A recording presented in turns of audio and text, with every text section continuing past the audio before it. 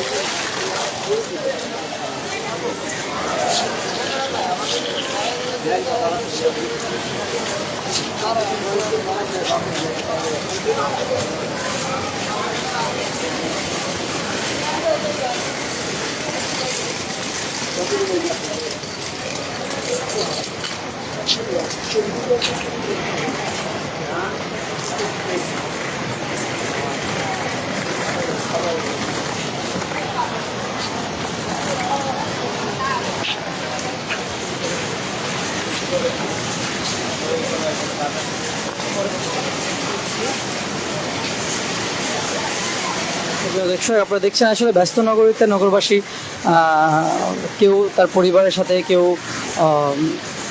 একাই ঢাকায় ফিরছেন।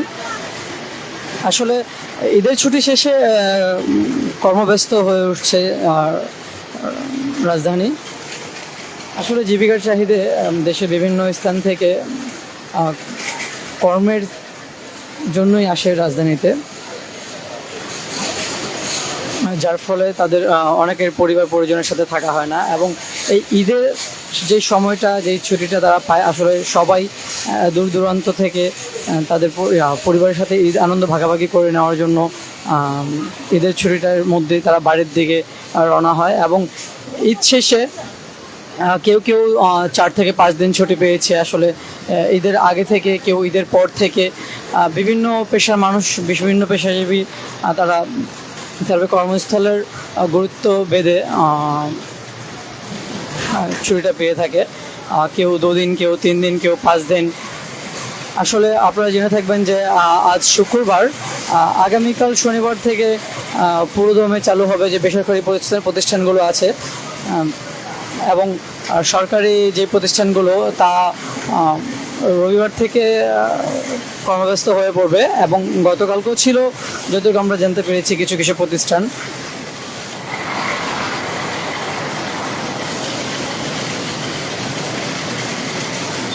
আসলে মানুষের কর্মব্যস্ত জীবনকে ঘিরে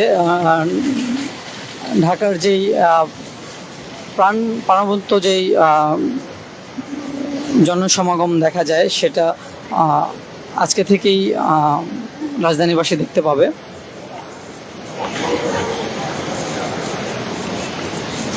আসলে আমরা যেমনটা বলতেছিলাম যে আগের তুলনায় এবার রেলযাত্রায় তেমন কোনো বিঘ্নতাই ঘটেনি, যার ফলে যাত্রীরা খুব স্বাচ্ছন্দ্যেই ঈদে বাড়িতে গিয়ে তাদের পরিবারের পরিজনের সাথে ঈদ আনন্দ ভাগাভাগি করে আবার তাদের কর্মস্থলে ফিরতে পারছে। আমরা যতটুকু জানতে পেরেছি যে এবার তেমন কোনো সমস্যাই হয়নি, যার ফলে তারা সময় মতোই ঢাকাতে ফিরতে পারছে। আমরা আপনাদেরকে যুক্ত করেছি রাজধানীর কমলাপুর রেল স্টেশন থেকে। আপনারা দেখতে পাচ্ছেন যে আসলে নগরবাসী তাদের ফ্যামিলি নিয়ে, কেউ ফ্যামিলি ছাড়া, কেউ বন্ধুবান্ধবদের সাথে আসলে কমলাপুর রেল স্টেশনে এসে নেমেছে তাদের কর্মব্যস্ত জীবনে ফেরার উদ্দেশ্যেই।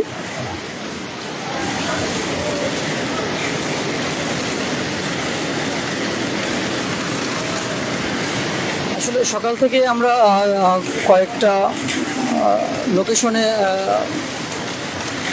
ঘুরেছি। আমরা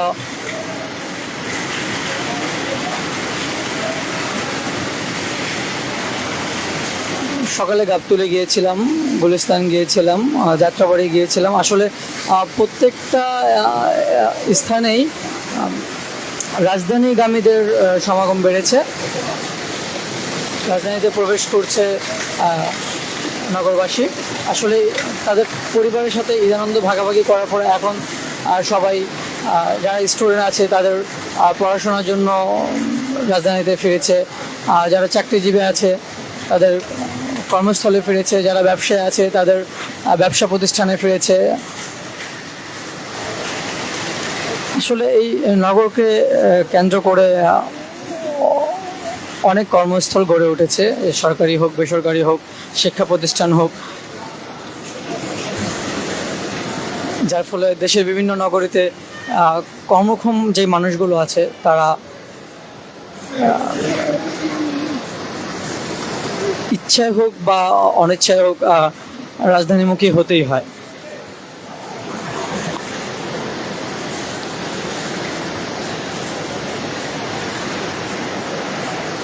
আসলে সেই 3-4 দিন ছুটির পরে রাজধানী আবার সেই ব্যস্ততার মাঝখানে ফিরবে। সুপ্রিয় দর্শক, আপনাদের যদি কিছু জানার থেকে থাকে আপনারা কমেন্ট করতে পারেন, আমরা আপনাদেরকে জানানোর চেষ্টা করব।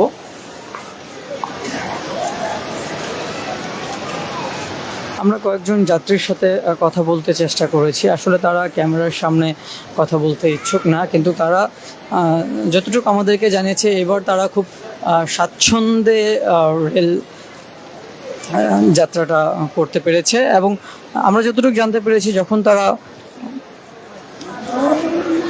তাদের বাড়ির দিকে গিয়েছে ঈদের ছুটির শুরুতে, যারা ঢাকা ত্যাগ করে তাদের গন্তব্যে গিয়েছে, তখন কিছুটা বিঘ্ন তাই ঘটেছে।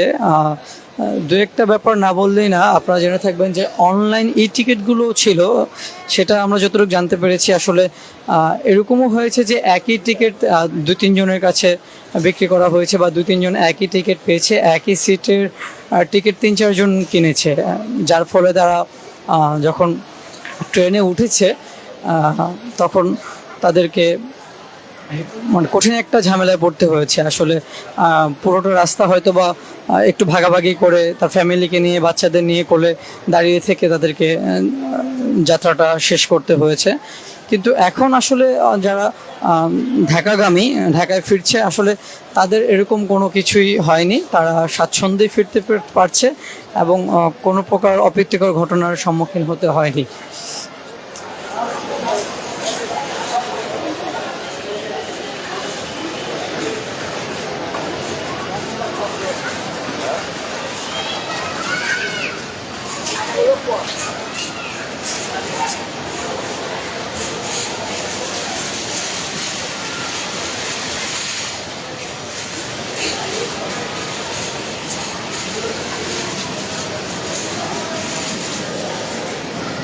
আপনারা দেখে থাকবেন যে কিছুক্ষণ পরপরই যখন বিভিন্ন স্থান থেকে এক একটা ট্রেন এসে এখানে থামছে, তখনই আসলে যাত্রী সমাগম বেড়ে যাচ্ছে স্টেশনে।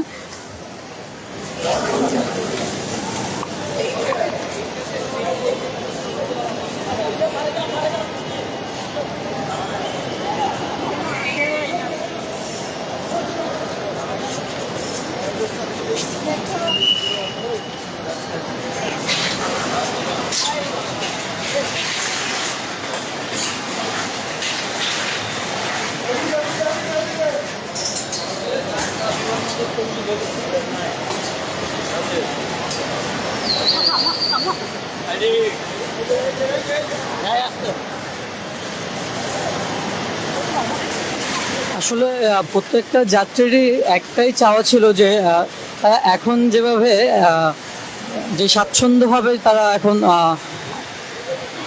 নগরীতে ফিরছে, আসলে প্রত্যেকটা বার ছুটিতে যাওয়ার সময় যদি এরকম পরিস্থিতিটা থাকতো, তারা তাহলে খুবই উপকৃত হতো সরকারের কাছে এবং সংশ্লিষ্টদের কাছে।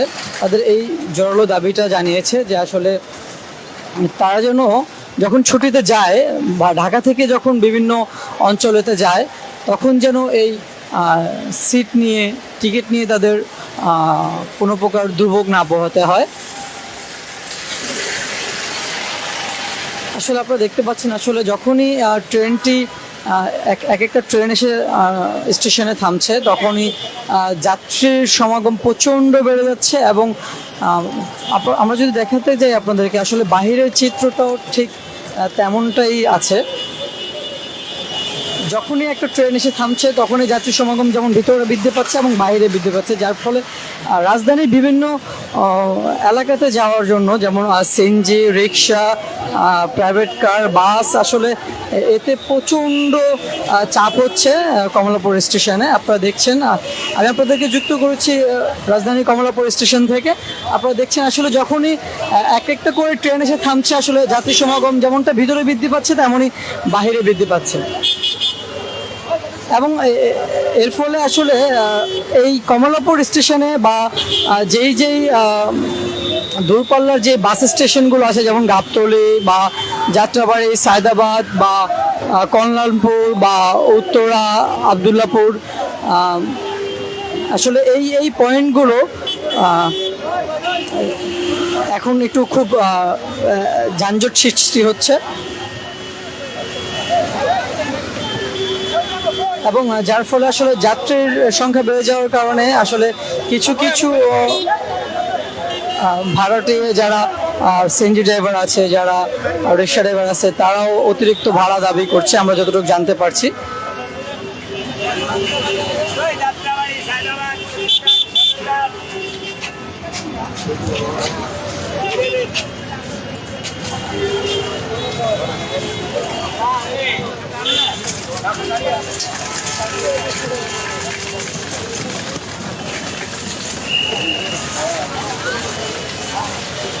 সুপ্রিয় দর্শক, আমি আপনাদেরকে যুক্ত করেছিলাম রাজধানীর কমলাপুর রেল স্টেশন থেকে। এই ছিল সর্বশেষ আমার কাছে। পরবর্তী আপডেটে আপনাদেরকে যুক্ত করব আমি আবার। সেই পর্যন্ত